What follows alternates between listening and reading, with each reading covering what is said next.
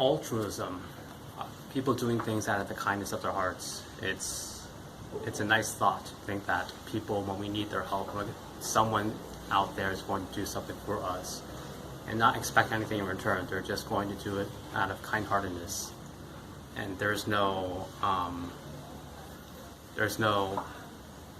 nothing that they want in return. There's no but or if behind it. It's just they're going to do something, and that's that. We don't owe them anything. It's a nice thought that someone out there is going to do that for us when we actually need that help. Maybe oftentimes when we don't have anything to offer in return, it's nice that someone does that for us. But oftentimes that's just not the case. That's not how the world works, of just receiving something from someone and not expected to provide anything in return. Most human interactions, there's going to be as the Latin term goes, a quid pro quo. Roughly translated into layman speak, it's I scratch your back, you scratch my back. We're going to be doing something for each other, and each of us that are going to be doing something, it's going to be something of value to the other person. You're going to be providing something to the other person in the currency, if you can say, the currency in which they desire that reciprocation.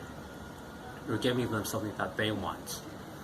Whether it could be something financial, such as an actual money, or could be something social, such as maybe a connection, or a connection to some business partner, or maybe they're just looking for companionship. Any number of reasons. You're providing something that they want.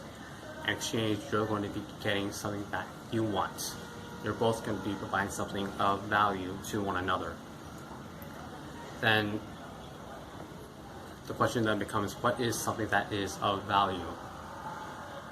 Well, I think this is something that we all learned in our formal education in one form or another through economics. Economics 101.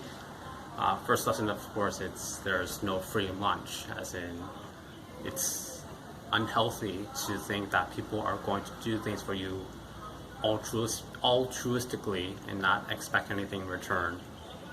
There's no such thing as a free lunch. The other party is more likely not going to be expecting something in return. There's that. Of course, another key lesson in Economics 101 is the supply and demand, which applies to how we can define something of value. Now, something of value, of course, there's going to be a need for it, or as in economics, very basic fundamental economics, there has to be a demand for that thing that you can provide. There's someone out there that wants it. There's a demand for it.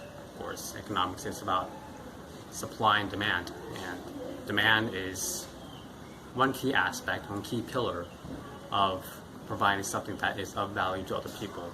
In exchange, you're going to get something what you want. Another key principle of providing something of value is something that is not easily obtainable, or obtainable in a very limited scope. What I mean by that is it's very few people have this thing. Supply is low, so therefore the price is high on the supply and demand. I don't remember off the top of my head what you call it, but supply and demand. If demand is high, supply is low, you're going to have a higher price on whatever it is that you have to offer. So those are two key principles of providing something of value. Something that other people want, that is, there's demand for it, and it's in scarce supply, or not very easily obtainable. That is low supply. I demand low supply that provides something of value. And economics says it's going to have a high price. We're going to close cousin to that is something that is of high value.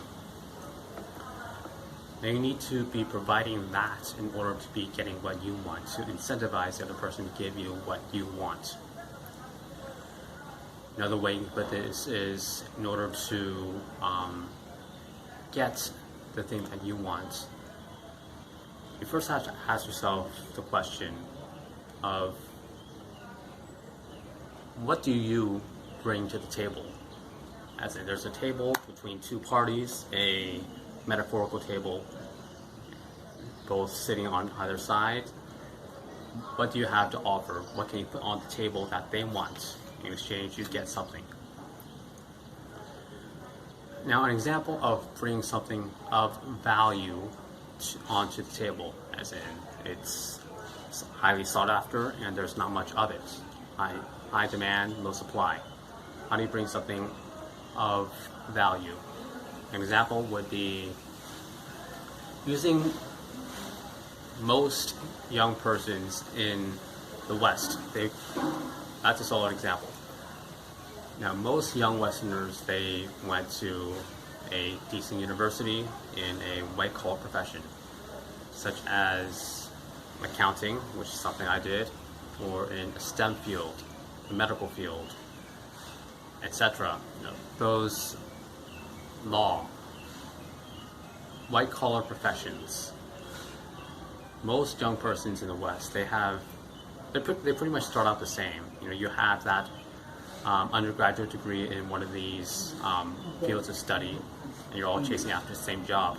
Of course, since everyone has it, supply is high. So what you actually bring to the table is, it's not really sought after because there's so many other people like you that are bringing the same thing to the table.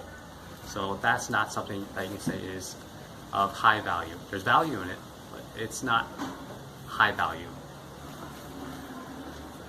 Now, how about taking that same, just using one person, taking that same young person and transplanting them to a less developed area. They're not in a Western country anymore. They're in a more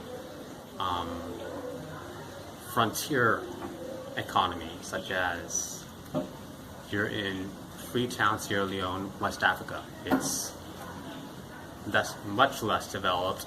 Out of the 20 countries I've been in, probably the least developed country I've been in. And the people that are going to be surrounding you in this new environment, they're probably going to be not as qualified as you because you're different. You come from a more privileged background.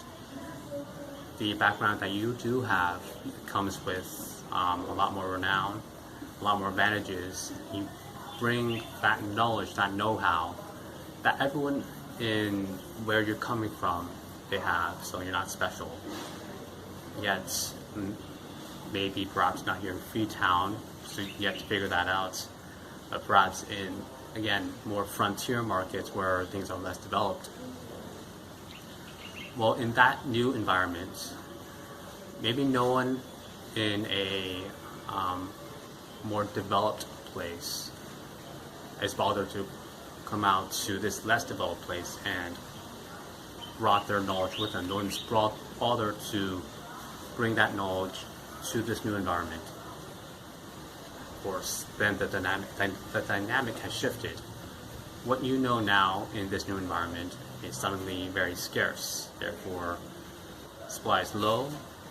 And in any human civilization, there's going to be, practically any human civilization at least, there's going to be a unlimited demand for goods and services.